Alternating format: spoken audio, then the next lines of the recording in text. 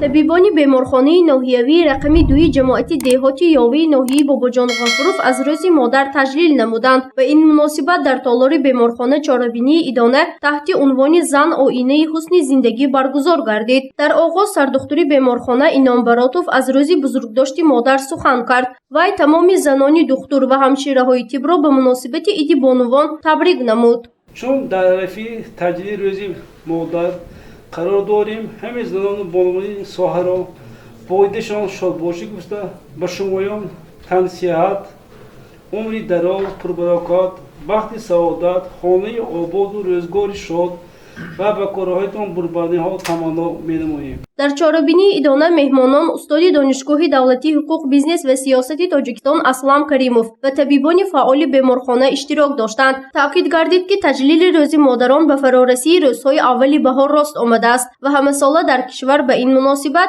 یک قطار چاره‌بینی‌های کلان ادانه بهره روح‌بلندی زنان و بانوان و قدرشناسی آنها برگزار می‌گردد. مسئولین سهم دختران و همشیره‌های طب را در سلامتی جامعه و تربیت نسل سالم نظررس ارزیابی نمودند. در عرفه یا خود در نخستین روزهای این بهار زیبا منظر ما با شما بسیار یک ایدی پرتنتنه را پیشواز میگیریم. این هم باشد روز مادر.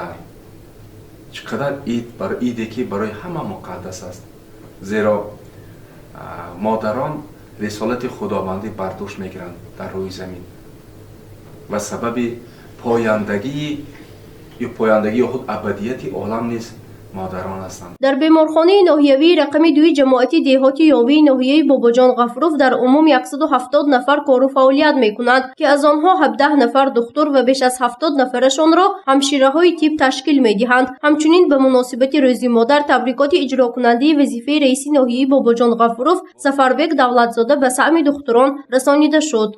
همه شما را به مناسبت فرارسی روز مادر صمیمانه تبریک و مبارکباد گفته برایتان قبل از همه سلامتی و بردباری حیات خوشبختانه و خاندان آباد و آسایشته را تمنا می نماییم. چه خیلی که بزرگان گفتند مادر سرچشمه محبت بیکران، عالیه زیبایی، نخستین مربی و چراغ روشن هر خاندان است. هر کدام ما اول محبت و مهر و صمیمیت را از او میگیریم.